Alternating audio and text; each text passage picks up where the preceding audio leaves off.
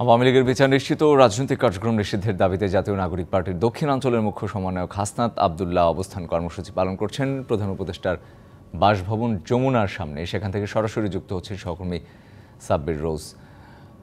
রোজ, কি দেখছেন, কি বলছেন তারা, হাসনাত আব্দুল্লাহ এবং তার সাথে যারা এসেছেন তাদের দাবি আসলে সুস্পষ্টভাবে কি, এবং সেই ব্যাপারে আসলে সরকারের পক্ষ থেকে কোনো ধরনের কেউ এসেছেন কিনা, কথা বলছেন কিনা, সব মিলিয়ে শুনতে চাই আপনার কাছে। রোজ, ধন্যবাদ আপনাকে। আমরা আছি যমুনার সামনে। এখানে আপনি দেখতে পাচ্ছেন যে আওয়ামী লীগের দ্রুত বিচার এবং সহ যে রাজনৈতিক যে কার্যক্রমগুলো রয়েছে সবকিছু নিষিদ্ধের দাবিতে বেসরকারি ছাত্র এর নেতৃত্বে এবং যারা শিক্ষার্থী রয়েছেন তারা এসে সেই দাবিটি জানিয়েছেন।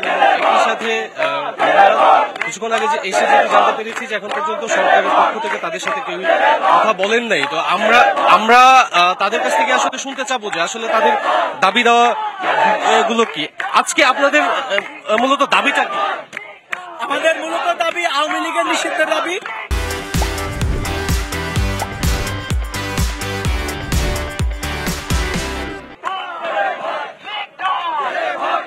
আমরা চাচ্ছি আওয়ামী লীগকে নিষিদ্ধ করার জন্য। এখানে অন্তর্বর্তীকালীন সরকার তারা এই আওয়ামী লীগকে পুনর্বাসন করার জন্য এখানে নানান জায়গায় তারা ছড়িয়ে করেছে। আর তারা আচ্ছা, আপনাদের মূলত দাবি দেওয়া কি আমরা একটু শুনতে চাচ্ছি, একটু সুনির্দিষ্ট করে যদি বলতেন। আমাদের এখন একটাই দাবি, সেটা হলো খুনি লীগকে নিষিদ্ধ করতে হবে, আর দ্বিতীয়ত রাষ্ট্রপতি চুপ্পুকে এখনই দ্রুত অবসান করতে হবে। আমাদের এই দুইটা মেন দাবি না মানা পর্যন্ত আমরা এখান থেকে আজকে উঠবো না। আপনাদের দাবিগুলো আমরা শুনছিলাম, আপনারা কখন থেকে কর্মসূচিতে অংশ নিয়েছেন?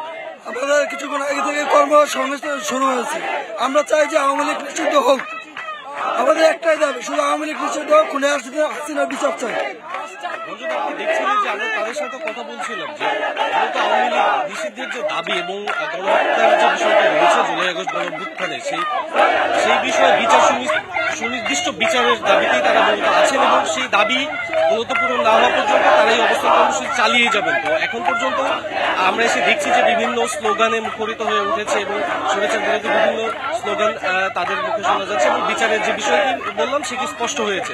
আপাতত এই ছিল আমার কাছে সর্বশেষ, পরবর্তীতে আপনাকে জানাতে পারবো। নিশ্চয়ই রোজ, আপনি থাকুন সেখানে, পরবর্তীতে নিশ্চয়ই আপনার কাছ থেকে আমি সেখানকার খবর জেনে নেব। আপনাকে ধন্যবাদ আমাদের সাথে যুক্ত হওয়ার জন্য।